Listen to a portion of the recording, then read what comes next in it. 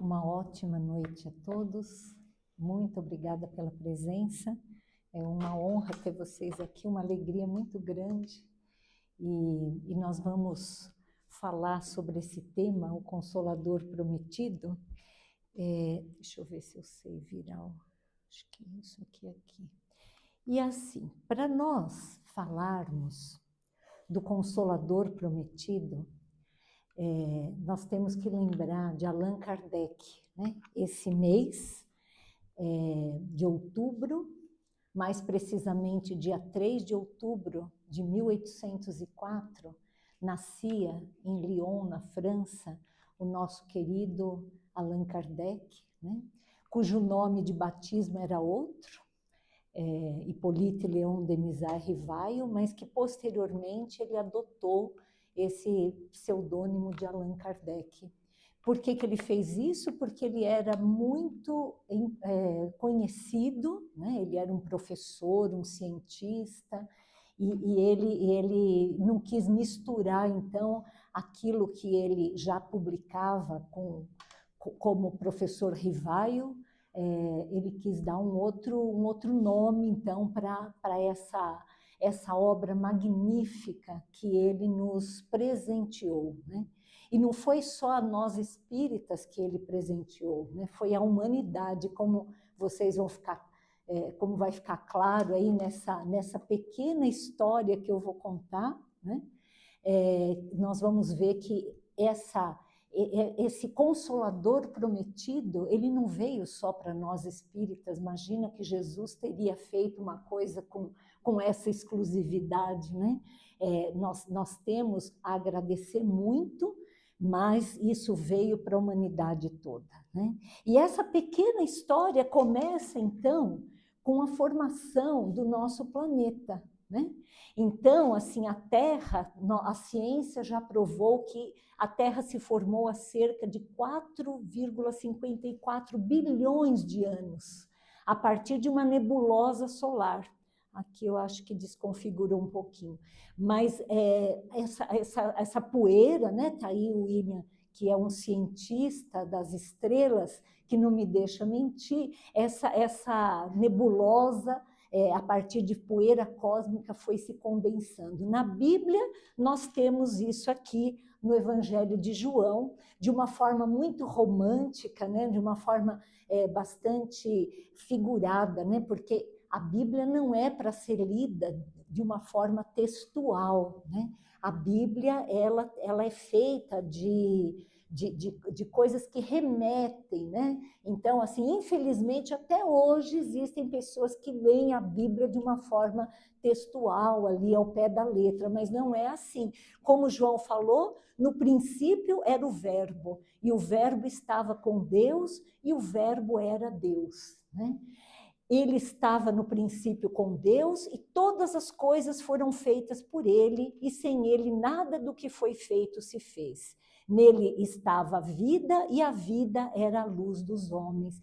Então, isso porque Deus é o nosso Pai Criador, é a inteligência suprema de todas as coisas. Nós não temos uma inteligência maior, ela é única, e todos nós somos filhos desse Deus, desse Pai Criador. Mas Jesus é o nosso governador espiritual. Jesus, que é de uma esfera crística, um espírito puro, foi ele que, junto com Deus, né, com a permissão de Deus, é só Deus que tem a essência, mas os espíritos puros, os espíritos dessa esfera crística, eles são os auxiliares de Deus para a construção das galáxias, dos planetas. E foi assim que Jesus nos adotou como irmãos mais novos, né? Jesus é um espírito muito mais velho do que nós. Ele já é um espírito que fez toda a sua jornada até chegar nessa escalada, né? Jesus é até confundido com Deus, né? Muitas pessoas acham assim, porque Jesus é um espírito tão puro, mas ele começou simples e ignorante como todos nós. Só que nós éramos ainda poeira cósmica, né? Quando Jesus já era um espírito muito evoluído. E dessa forma, então, Jesus ele presidiu, né? Ele foi organizando tudo aquilo que nós conhecemos, desde a formação do planeta até as primeiras células, os primeiros seres muito simples, que foram evoluindo, evoluindo, evoluindo, até chegar nos primeiros hominídeos e daí nos homens, né? Então, nós somos aqui no cantinho da evolução, nós passamos por todos esses reinos. Esse princípio inteligente ele foi evoluindo até chegar no ponto que nós estamos. E é claro que na pré-história nós éramos desse jeito, né? Então, na pré-história foi um período de mais de 10 milhões de anos, e é interessante que a própria ciência ela não consegue explicar muito bem por que assim o ser humano ele demorou tanto tempo para chegar até um certo ponto, né? Descobrindo o fogo, depois os minerais, depois a agricultura, e foi uma evolução assim lentíssima, até que chegou um momento que apareceram grandes civilizações. Que momento foi esse? Por que o homem demorou milhões e milhões de anos? E essas grandes civilizações apareceram há coisa de 10 mil anos apenas. Parece muito tempo, mas em termos históricos não é. Porque, na verdade, essas grandes civilizações, elas foram formadas por seres que foram recebidos por Jesus de outros planetas. Seres que passaram aquilo que nós estamos passando nesse momento. A gente sabe que todos os planetas, toda a vida evolui. A evolução é uma lei divina. E nesses planetas que vão evoluindo aos poucos, chega um momento que os homens que não acompanharam a evolução daquele planeta, eles são obrigados a sair de lá. É como uma escola, que se o aluno não demonstra que aprendeu, ele tem que voltar e fazer de novo o ano. Então, esses espíritos, eles vieram principalmente nessa região ali da Mesopotâmia, do Nilo, e foram várias civilizações muito importantes, como os sumérios, gregos, romanos, chineses, hebreus. Cada uma dessas civilizações, ela vinha trazer um pouco daquilo que eles conheciam. É uma coisa tão interessante que, por exemplo, no Egito, né? Até hoje, a gente não sabe como é que eles construíram isso. E tem muita gente que fala assim, eu acho que foram seres extraterrestres, né? E foram mesmo, né? Eles não eram daqui do planeta, só que eles não vieram em naves espaciais, né? Eles vieram na nave útero materno, né? Eles reencarnaram aqui, trazendo com eles todo esse conhecimento que eles já tinham, mas eles eram seres que não aprenderam a amar ainda, eles tinham muito conhecimento intelectual, mas eles sabiam que tinha alguma outra coisa, né? Se a gente for olhar, não apenas os egípcios, né, mas os gregos, várias dessas civilizações antigas, eles tinham essa noção da espiritualidade, da divindade, né? Então, por exemplo, os egípcios, eles tinham até uma forma deles enterrarem os faraós com tudo aquilo que o faraó precisava para a vida futura, né? Para a vida eterna. E aí a gente começa a ver que tinham doutrinas secretas. O que era isso? Essas doutrinas secretas, elas pertenceram a todas as religiões do passado. Essas religiões dessas civilizações antigas tinham iniciados. Eram pessoas que não era para o povão, né? Não era para todo mundo que eles abriam o quê? Nós encontramos isso só atualmente que isso está sendo mais difundido. Então, não apenas os egípcios, como os Vedas, os adeptos de Krishna, de Buda, eles tinham livros sagrados. E o que se falava nessas religiões do passado? Mediunidade, reencarnação, vida eterna, né? Então, isso não foi o Allan Kardec que inventou. O Espiritismo, ele não inventou esse tipo de coisa. O que eram as pitonisas da antiga Grécia, né?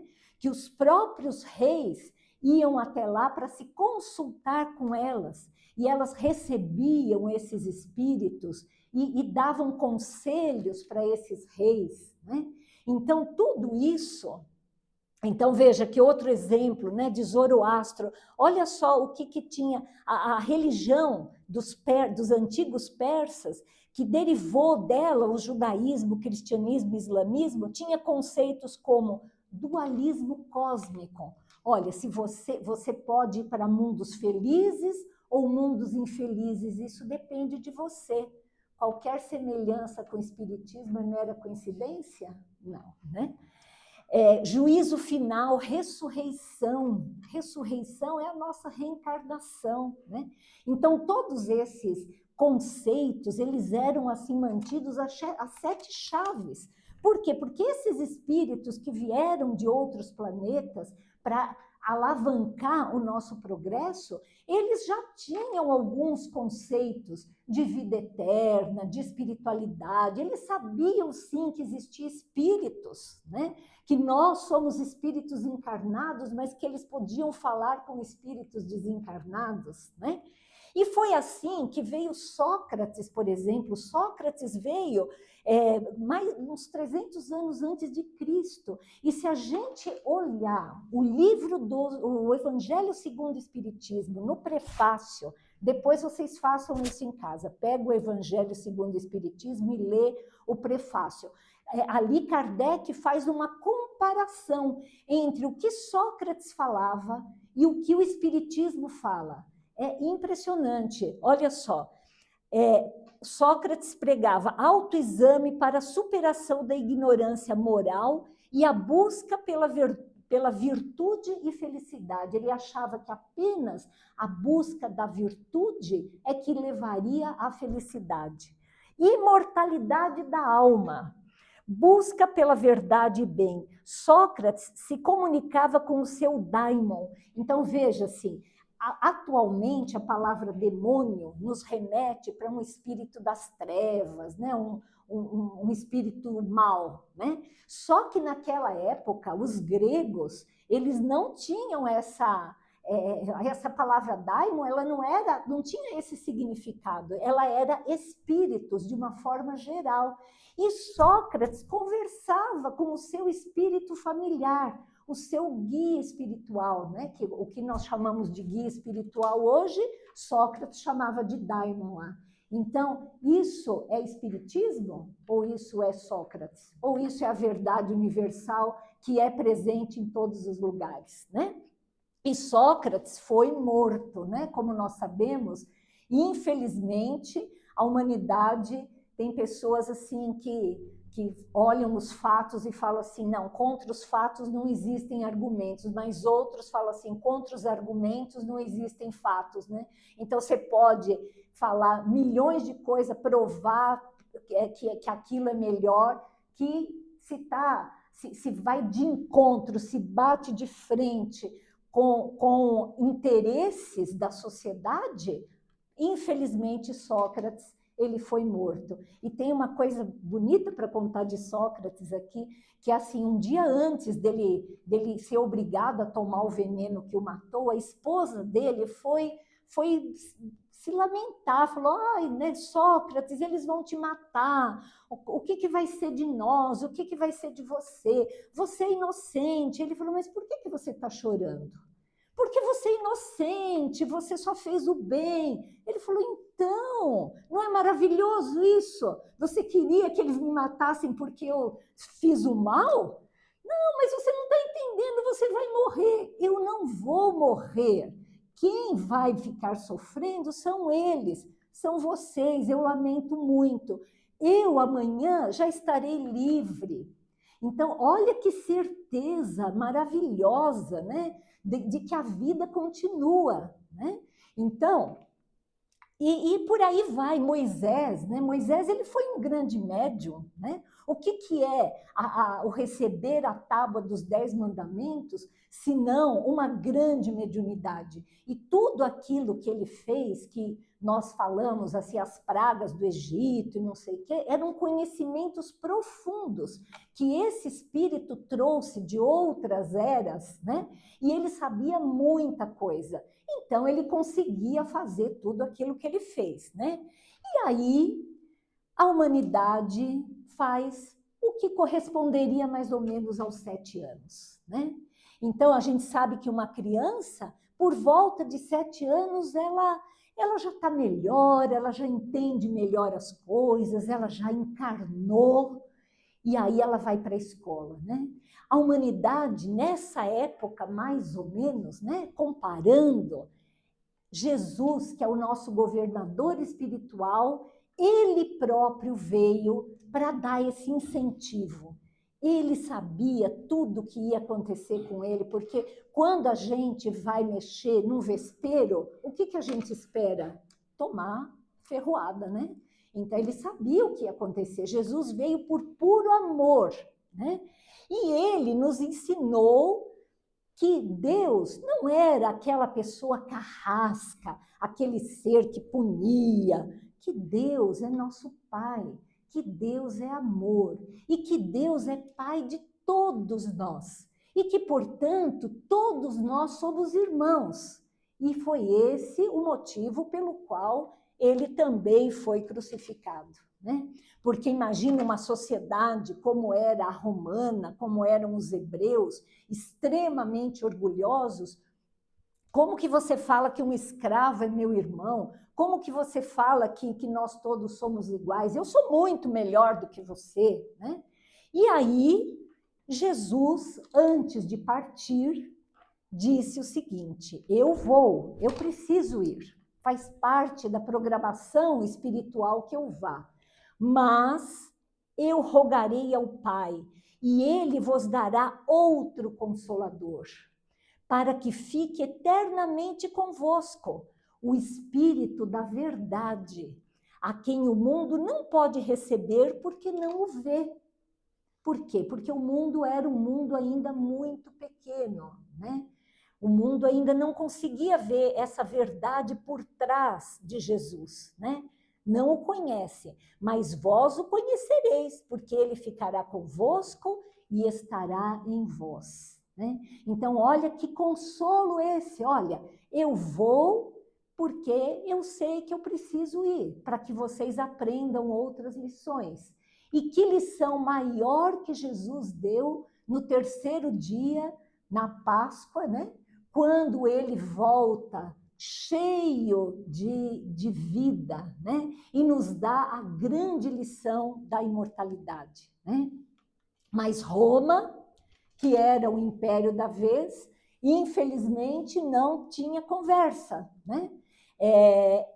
Os cristãos, no início, eram pessoas, espíritos altamente elevados do ponto de vista moral. Muitos adotaram o cristianismo e tem vários livros de Emmanuel que contam histórias maravilhosas sobre vida desses primeiros, sobre algumas vidas desses primeiros cristãos, que entravam na arena para serem devorados por leões e entravam cantando.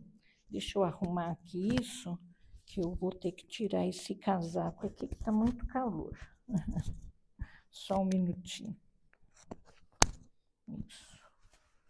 Entravam cantando na arena, obrigada, José.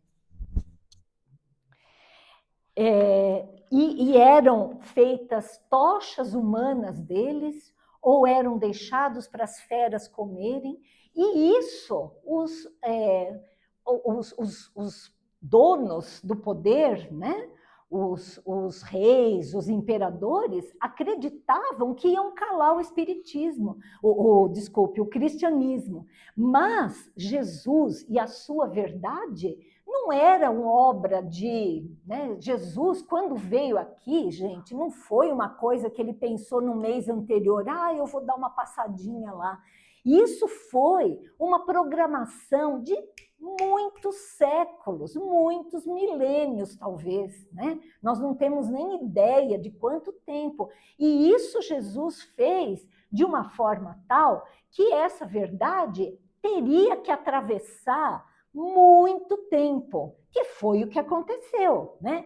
Depois de um certo tempo, os cristãos, eles continuaram a crescer, a crescer, a crescer, e o Império Romano descobriu que não ia poder calar a boca dos cristãos. E aí aconteceu uma coisa interessante, né? Constantino, que nessa época era o imperador de Roma, a mãe dele se converteu ao cristianismo. E ele teve um sonho antes de uma batalha muito importante, que era uma batalha que é conhecida como a Batalha da Ponte Milvia.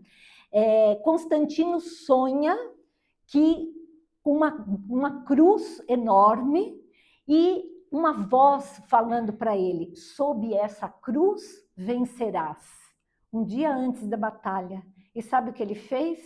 Ele acordou todo mundo, mandou que todos lixassem os seus elmos, né, aqueles escudos, e pintassem uma cruz na frente. E, para azar do cristianismo, né, ele ganha a batalha, acreditando que Jesus estava com ele numa batalha sanguinolenta, matando um monte de gente, né? E a partir daí, Constantino também se converte ao cristianismo, mas de uma forma torta, né? Assim, acreditando que Jesus estava do lado dele, porque ele podia matar as pessoas, que isso daí estava tudo ok, né? E isso abriu as portas para que, em 380, esse imperador Teodósio I, ele faz com que o cristianismo passe a ser a religião oficial do império, né? E aí as coisas se invertem, né? É tão triste a gente ver isso, porque aí Teodósio obriga, olha, quem não for cristão é que vai morrer, né? Não eram os cristãos que morriam antigamente? Agora é o contrário. Quem não for cristão vai morrer. E aí o cristianismo de perseguido passa a perseguidor. E aqueles que eram detentores das verdades cristãs, né, que eles se achavam os donos dessas verdades, eles foram se empoderando cada vez mais, isso já foi na Idade Média, né? E a igreja adotou hábitos pagãos, omitiu verdades, inclusive como a reencarnação. Então, todos os evangelhos que falavam de coisas meio comprometedoras, que eles não queriam, eles simplesmente ou queimavam ou destruíam. E só mais recentemente, alguns desses evangelhos estão sendo retomados e estudados, né? Tem muita coisa que a gente nem sabe dessa época, que foi tudo assim muito bem escondido, para deixar que aparecesse só aquilo que interessava, né? Nenhuma crítica à Igreja Católica, pelo amor de Deus, isso é uma coisa da história. E a igreja evoluiu muito, né? Hoje nós temos padres missionários, pessoas maravilhosas, mas naquela época, infelizmente, nós éramos assim. E quando eu falo nós, é porque nós estávamos lá, né? Nós não somos pessoas melhores do que essas daqui, né? Éramos nós mesmos que estávamos naquele momento fazendo essas barbaridades, concentrando cada vez mais dinheiro, concentrando cada vez mais poder e passando por 1000 anos de trevas, né? A Idade Média é descrita assim, 1000 anos de trevas, né? Foi o período mais terrível, que em nome de Jesus se fez coisas absurdas, né? Então, por exemplo, os cavaleiros que iam para as cruzadas, eles passavam antes na igreja e já compravam o perdão deles, né? Então, assim, olha, você vai só saquear? É X. Se você quiser saquear e estuprar, é um pouco mais caro. Se você quiser saquear, estuprar e matar quem tiver no seu caminho, é um pouco mais caro ainda. Então, com isso, a igreja foi se empoderando cada vez mais e eram vendidas essas indulgências, eram vendidos lugares do céu com tudo que tinha direito, né? Olha, você quer um terreno no céu para quando você morrer? Né? Tá aqui, olha, você me paga tanto que eu já asseguro para você isso. Hoje, a gente dá risada disso, mas isso existiu. E a Santa Inquisição, né? A Santa Inquisição, que era, assim, uma instituição onde as pessoas eram queimadas vivas, eram torturadas. Eu até brinco com a minha professora de Pilates e falo para ela assim, olha, eu acho que esses aparelhos aqui, eles foram feitos por alguém que reencarnou, que era um carrasco lá da Inquisição, porque, pelo amor de Deus, esse negócio aqui ninguém merece, né? A gente sublimou a coisa, né? Você pegou uma ideia assim que era ruim e transformou numa coisa boa, né? Mas naquela época não tinha nada de bom, não. Naquela época era realmente uma caça às bruxas, né? Foi daí que apareceu essa expressão, porque os médiuns, e principalmente as médiuns, porque mulher só se ferra faz muito tempo, né? Então, as médiuns eram perseguidas e torturadas, né? E era uma coisa, assim, absurda, né? Aí, Jesus manda Francisco de Assis, que é uma luz no fim do túnel, né? Para reestruturar essa igreja, né? E junto com Francisco de Assis renasceram centenas de pessoas que vieram dar um aporte para ele, né? Então veja como é que Deus ajuda as criaturas. Às vezes a gente fica assim, né? Ai meu Deus, esse mundo, acabe a guerra, o que nós vamos fazer? Mas Deus nos ajuda através dos próprios homens. Os homens é que se ajudam mutuamente. Então, assim, não é que Deus vem aqui, cata um pelo pescoço, assim, fala, ó, dá um chute, vai embora, porque você está fazendo muita coisa errada. Não é desse jeito que Jesus trabalha. Jesus envia missionários. E foi assim que João Evangelista, o apóstolo tão querido, né, o único que ficou até o fim lá, quando Jesus foi crucificado, ele reencarna como Francisco de Assis. E ele consegue dar um ar, né, um respiro naquela situação terrível. Muitas pessoas aqui acabaram sendo resgatadas desse mal, né, por conta dessas lições de humildade, de fraternidade. E também, em 1517, Martinho Lutero foi outro grande expoente enviado por Jesus, porque chega uma hora que Deus dá um basta, né? É o que eu falei, a lei de progresso, a evolução espiritual, ela é inexorável, ninguém escapa dela.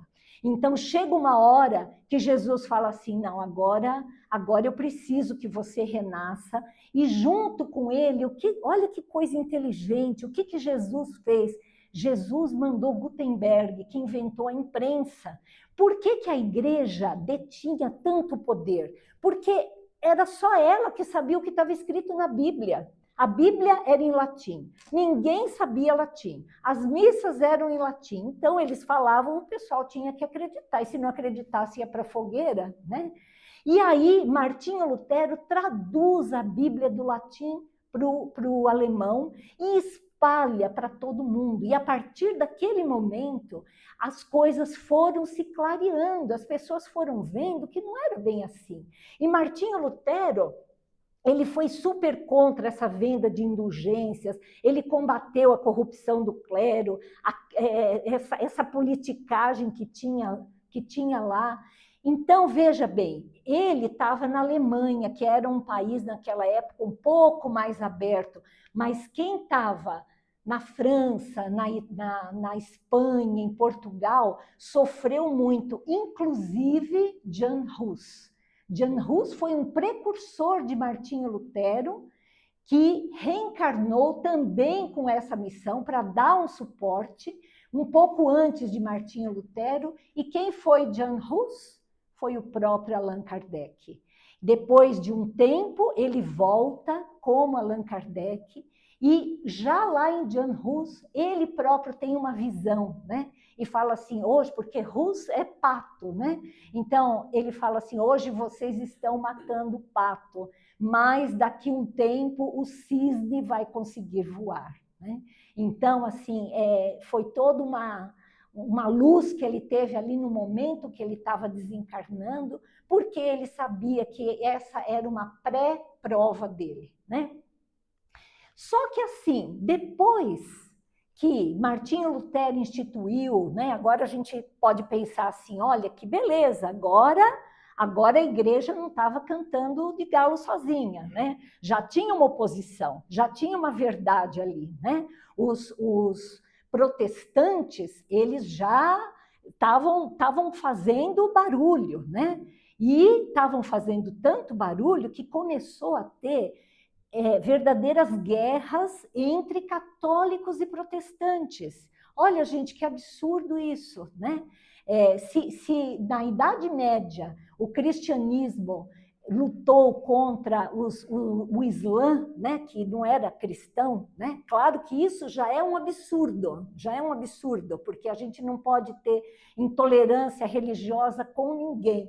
Mas um protestante matar um católico pelo mesmo Jesus é algo pior ainda, né? Convenhamos. E aí teve essa noite de São Bartolomeu, terrível, em 1572, onde muitos católicos mataram protestantes, e guerras religiosas. Como é que pode? Guerra religiosa, né? Então, guerras francesas, Guerra dos 30 anos, Guerra dos Três Reinos, nesse período de 1500 e pouco até 1600 e tanto, é um monte de guerra. Eu fico pensando assim, que ainda bem que Jesus é um espírito puro, né? Um espírito crístico. Porque, assim, qualquer um de nós, vendo tudo isso, no lugar dele, ia falar, ai, pelo amor de Deus, cadê aquele meteoro que acabou com os dinossauros? Vamos pôr um de novo lá, porque eles estão entendendo tudo errado, não dá certo isso daqui. Olha o absurdo que está nesse planeta. Mas Jesus não trabalha dessa forma, né? Jesus manda a Revolução Francesa, né?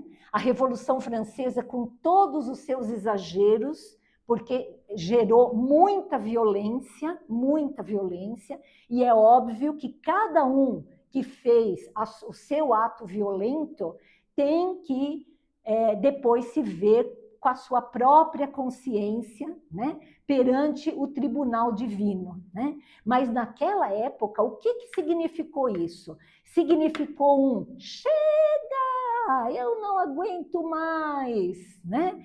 As pessoas não aguentavam mais o clero, não aguentavam mais falar de religião. E, infelizmente, até hoje, em países da Europa, tem muita gente que não quer ouvir falar de religião, porque, infelizmente, foi isso que significou religião por muito tempo, né? Só guerra, só preconceito, só intolerância, morte. E aí, na Revolução Francesa, os primeiros que caíram foram os religiosos. As pessoas entravam nas igrejas, sacrificavam de forma cruel esses religiosos. Foi um horror que aconteceu. Porém, a partir daí, nós tivemos o iluminismo, e é aí que entra o nosso Consolador prometido, né? Jesus precisava desse tempo que a humanidade foi muito para um lado e depois acabou indo tudo para o outro lado. O que acontece quando a gente puxa um elástico? A gente puxa e depois solta. O elástico vai lá, Vai lá no Júlio, né, Júlio? Vai lá longe. Então, o que acontece? A religião, ela puxou até onde deu, até onde as pessoas não aguentavam mais tantos absurdos, né? E a hora que soltou, veio um monte de gente muito cabeça, que apareceu, então, o iluminismo, e aí a coisa foi para o lado contrário. Aí as pessoas começaram a falar, religião não serve para nada. Quem crê em Deus é fraco.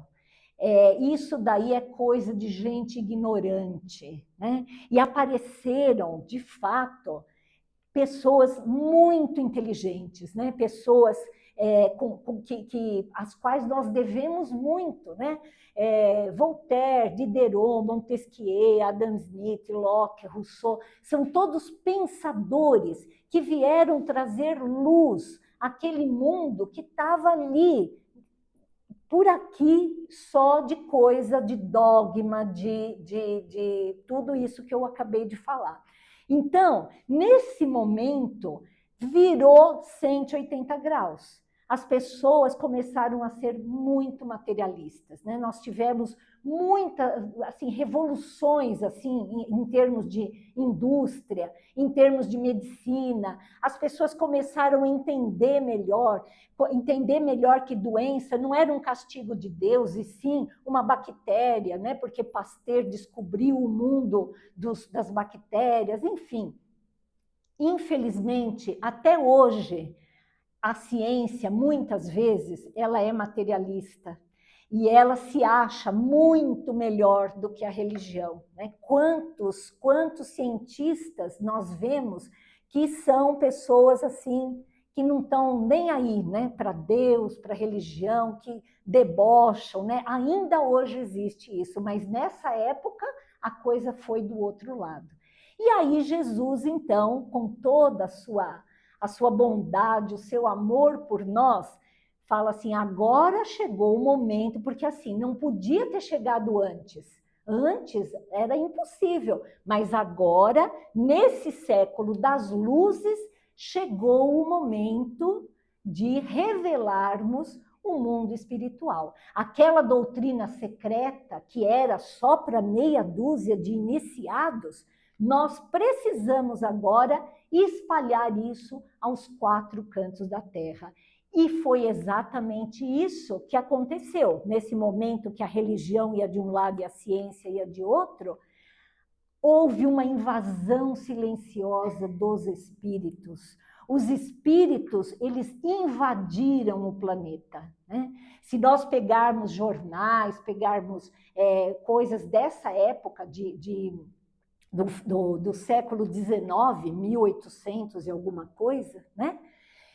Existia muitos fenômenos que hoje em dia a gente poderia chamar de poltergeist, né? Ou de fenômenos de materialização, mesas que se levantavam sozinhas, né? Mesas que conversavam com as pessoas, né? Então, como que começava isso assim? Perguntava assim, quantos anos que tem a Áurea? A Áurea fala que tem 25, mas eu acho que ela tem um pouquinho mais.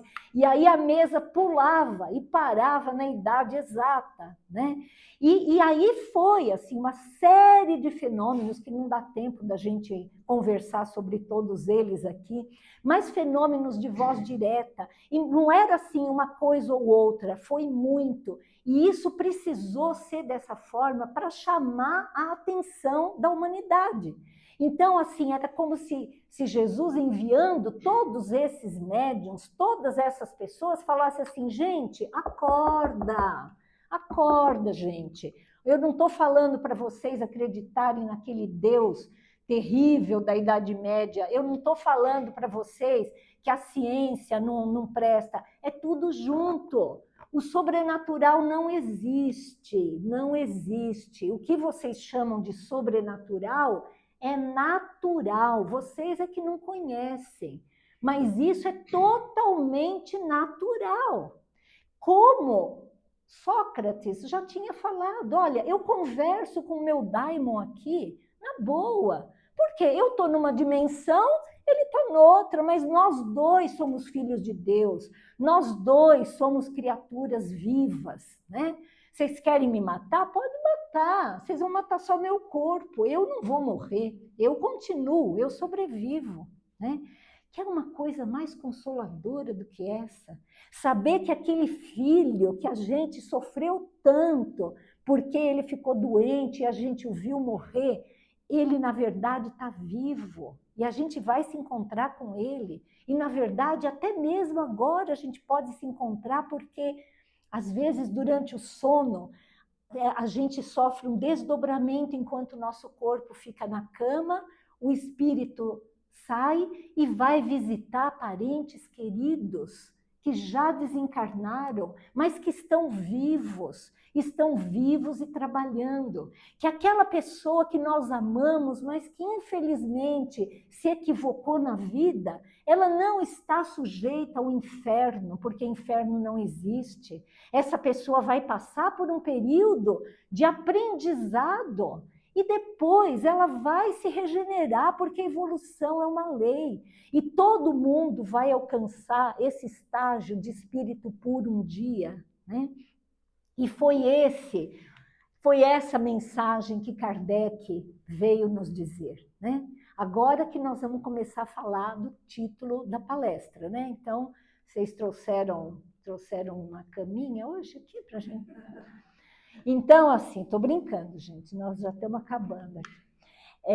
Kardec, ele, numa época que não existia computador, não existia Google, não existia internet, nada disso, ele analisou milhares de comunicações, milhares. Não estou exagerando, foram realmente milhares, né? Ele fazia isso à luz de lampião, ele e sua esposa, que o ajudava muito, a Amélie, e ele conseguiu escrever, então, 5 livros, que são as obras básicas do Espiritismo. O primeiro, que deu origem, né, ao Espiritismo, que foi o Livro dos Espíritos, transformou aquela doutrina secreta ao alcance de todos nós, né? Hoje em dia, todos nós podemos estudar e podemos entender o que esses iniciados lá do Egito, lá dos Sumérios, lá dos Zaratustra e não sei mais quem, aprendiam, né? Todos nós podemos fazer isso, porque é assim que quis Jesus. Jesus quis espalhar essas verdades espirituais, porque essas verdades são consoladoras. E quando a gente fala que isso veio através de Kardec, isso veio através de Kardec, mas não veio só para os espíritas, não. Atualmente, se nós conversarmos com nossos irmãos católicos, nossos irmãos protestantes, nós vamos ver que tem ramos dentro da igreja, dentro da igreja protestante, do catolicismo e de outras formas de se relacionar com esse espiritual, que são coisas muito interessantes, médiuns, né, que falam, que conversam com o Espírito Santo. Não importa se a gente chama de espiritualidade e eles chamam de Espírito Santo, isso não faz a menor diferença. O importante é que essas verdades espirituais, esse consolo, ele está aos poucos se espalhando por toda a Terra. E nós temos, assim, a felicidade de estarmos hoje aqui conversando sobre isso. Por quê? O Espiritismo, ele une a ciência, a religião e a filosofia, porque Kardec, ele tinha um método, e é isso que diferencia o método do dogma. O método é assim, se A é igual a B e B é igual a C, então A é igual a C. Concorda comigo? Todo mundo pegou, isso aí é uma coisa muito simples, mas ele fazia isso com tudo. Kardec falava assim, olha, eu prefiro rejeitar 9 verdades do que aceitar uma mentira. E ele confrontava tudo aquilo que ele recebia numa época que não tinha o WhatsApp. Então, veja, um médium da França, ele não conhecia um médium da Inglaterra, um médium da América, um médium, enfim. e ele confrontava. Ele falava, meu Deus, realmente, um fala uma coisa aqui, o outro fala a mesma coisa lá, o outro fala a mesma coisa acolá. Gente, isso deve ser verdade mesmo. E foi assim que ele recebeu mensagens de Santo Agostinho, de Paulo de Tarso, de espíritos diversos, inclusive do espírito da verdade, né? E aí, assim, através desse método, onde ele juntava a ciência, a filosofia, a religião, a gente consegue aos poucos saber de onde viemos, de onde nós viemos, para onde nós vamos, o que nós estamos fazendo aqui, né? Não é uma coisa maravilhosa a gente poder ter essas respostas, né? Quantas pessoas se suicidam porque acreditam que a vida acaba ali no túmulo? Quantas pessoas se drogam porque não veem perspectivas, né? E através desse consolo de saber que a vida continua, que nós evoluímos, que existe trabalho, que existe trabalho eternamente e que nós nunca vamos nos aposentar. Aí é a parte ruim da história, né? Para quem está esperando que vai morrer e vai descansar, eu sinto muito, eu quero dar uma notícia muito desagradável. Não existe aposentadoria no mundo espiritual, não adianta, tá certo? Jesus até hoje trabalha. Espírito puro, espírito crístico, trabalha muito, né? E continua trabalhando por nós aqui, né? Mas, assim, quais são as bases, né? Que Deus é a causa primária de todas as coisas, fomos todos criados desse Deus único, o que nos torna irmãos. E não é irmão só aqui em Pardinho, irmão só no Brasil, irmãos do mundo. Isso é uma irmandade universal. Nós somos irmãos de todos os ETs que existem nesse universo, porque Deus é um só e Deus criou tudo, né? Somos criados simples e ignorantes e precisamos evoluir moral e intelectualmente. Então, Jesus é um cara que ele não é só super bom, ele sabe tudo de astronomia, ele sabe tudo de matemática, ele sabe tudo de biologia, ele sabe tudo de tudo. Então, assim, imagine isso. Nós não vamos parar, nós precisamos saber, porque isso que eu falei é tudo de Deus. Então, quando a gente vê um engenheiro construindo uma ponte, ele está sendo, naquele momento, um médium a serviço de Deus, a serviço da evolução, né? Um eletricista, um plantador de atemoia, todo mundo, né? Todos nós aqui estamos trabalhando para Jesus e para Deus, porque a evolução, ela não é apenas moral, ela também tem que ser intelectual, né? Temos uma única vida, que é eterna, mas temos várias existências. Fala assim, eu não acredito que eu vou ter mais de uma vida. Não acredita mesmo, a vida é única. Você foi criado um dia lá, das mãos do Criador, e você nunca vai ter fim. Mas você precisa reencarnar, porque a gente não consegue atingir essa evolução moral e espiritual de uma única vez, né? Reencarnamos tantas vezes quantas forem necessárias para corrigirmos nossos erros e nos depurarmos e aprendermos cada vez mais, né? O verdadeiro mundo é o espiritual, o material acabará um dia, a ciência já prova isso. Chega uma hora que o Sol, que é a nossa estrela, ele vai explodir, vai acabar a energia do Sol. E aí todos os planetas desse sistema solar vão morrer. Mas nós vamos morrer? Precisa ficar preocupado? Não, porque nós vamos continuar vivendo. Porque o verdadeiro mundo é o espiritual, não é o material, né? Desculpa, Deus não castiga nem premia, Ele quer que sejamos felizes e para isso a evolução que nos força a marcha ascensional. Então, assim, não existe castigo divino, existem consequências, apenas consequências, né? E se nós plantamos a temoia, a gente não vai colher laranja, né? E vice-versa, né? Então, assim, as consequências da vida é que nos fazem impulsionar. quando a gente faz muita besteira e a gente sofre o resultado dessas bobagens, na vida seguinte a gente pensa 2 vezes antes de ir por aquele caminho, né?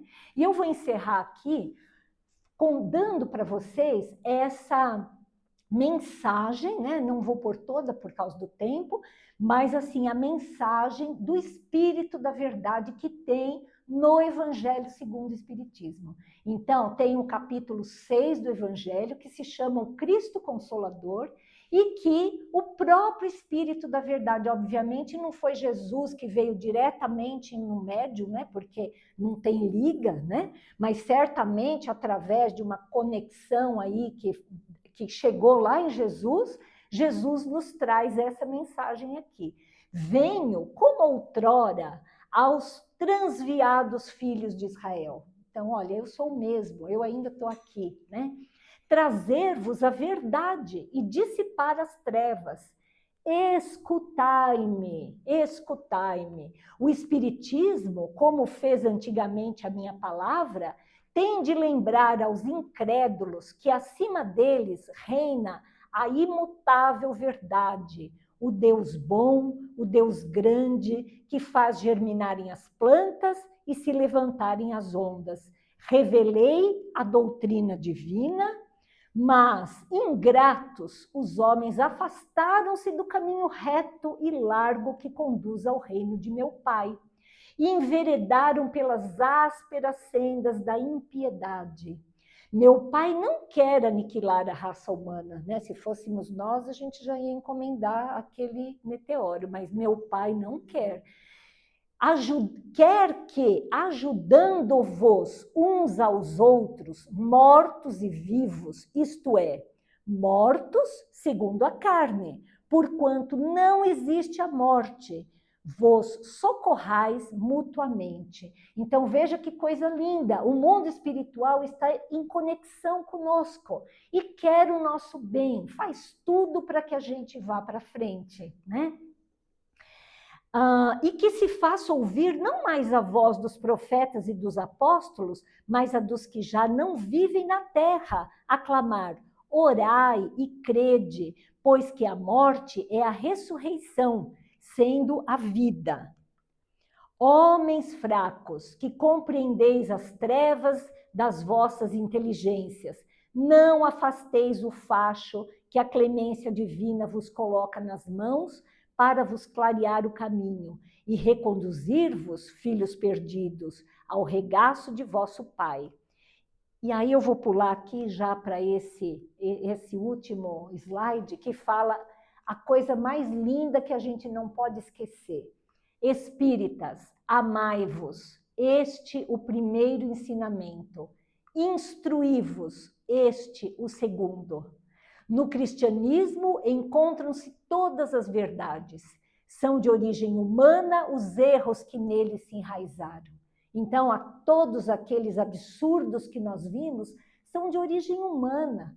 Como muitas vezes a gente entra num lugar, né, num centro, numa igreja e fala, meu Deus, que horror. Mas isso não é o cristianismo, isso são as pessoas, né? As pessoas que fazem coisas erradas, né? Eis que, além túmulo, que julgáveis o nada, vozes vos clamam, irmãos, nada perece. Jesus Cristo é o vencedor do mal. Sede os vencedores da impiedade. Né? Então, com isso, eu encerro aqui, dizendo que esse Consolador é a coisa mais fantástica que apareceu, né?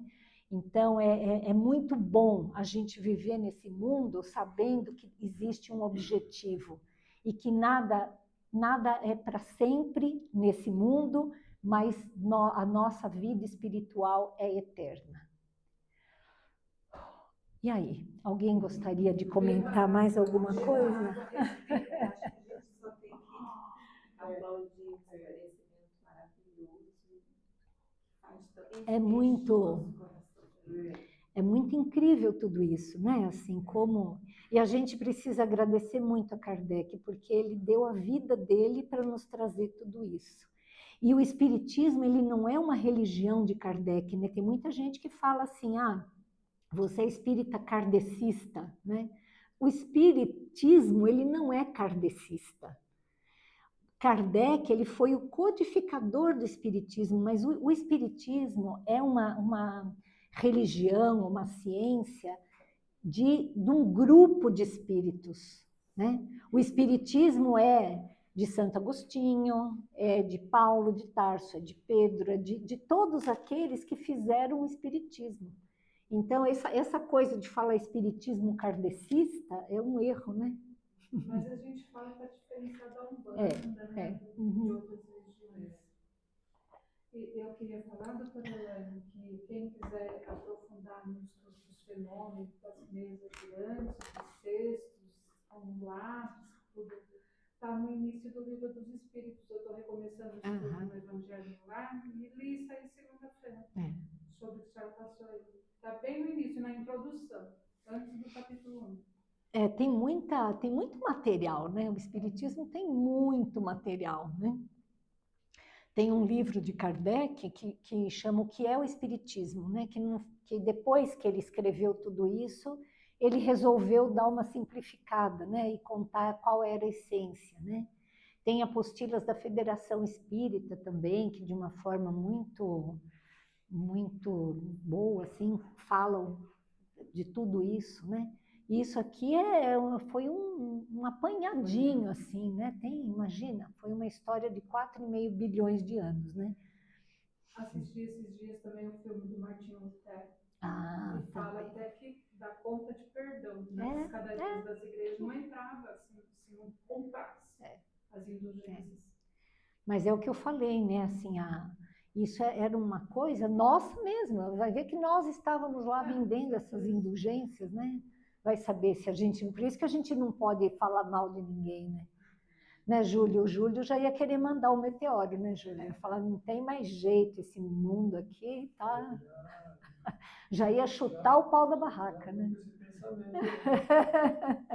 zerar e começar tudo de novo. Traz os dinossauros.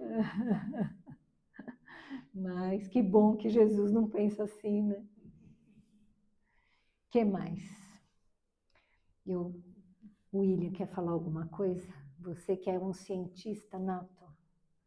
Perfeito.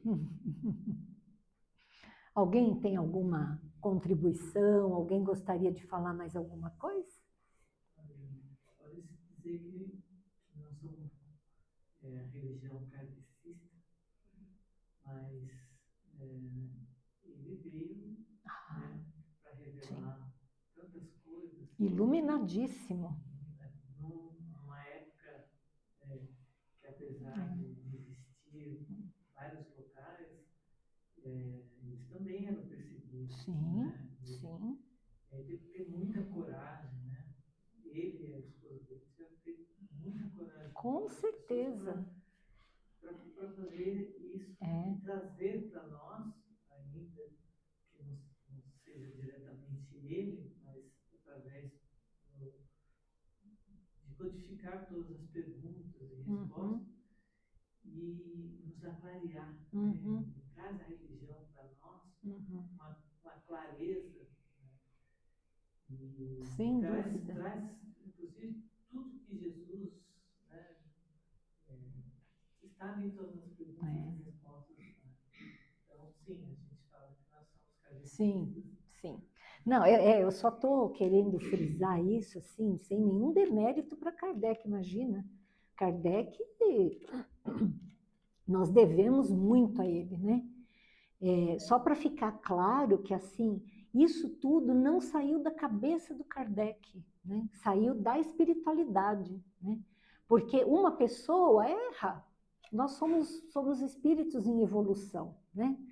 Agora, se a gente for abrir o livro dos espíritos, o Evangelho, e contar quantos espíritos deram comunicação ali, então a doutrina espírita, ela saiu dos espíritos. É óbvio que Kardec, ele teve um mérito imenso, porque ele fez o trabalho de decodificar. Você imagina chegar quilos e quilos de cartas aqui, e você ter que abrir tudo aquilo, olhar. Gente, uma tese, atualmente, que você tem computador, tem tudo, que você copia e cola, que você tira de um lugar e põe no outro, já é tão difícil.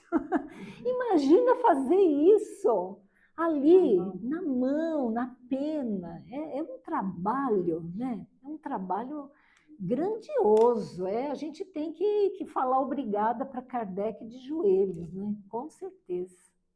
Com certeza. Se não fosse ele, todos nós estaríamos sendo conduzidos. Sem dúvida. Porque ele trouxe essa possibilidade de nós raciocinarmos, nos questionarmos o porquê das coisas e compreendermos as mensagens de espíritos que vieram antes de Jesus e depois de Jesus. Jesus é o nosso guia, né?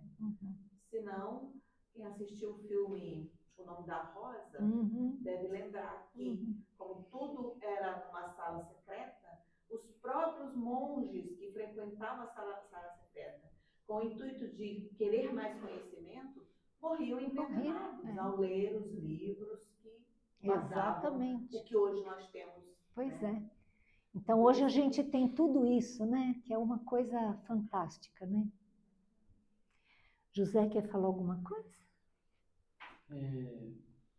Nós não podemos esquecer de que o Espiritismo é Jesus, né?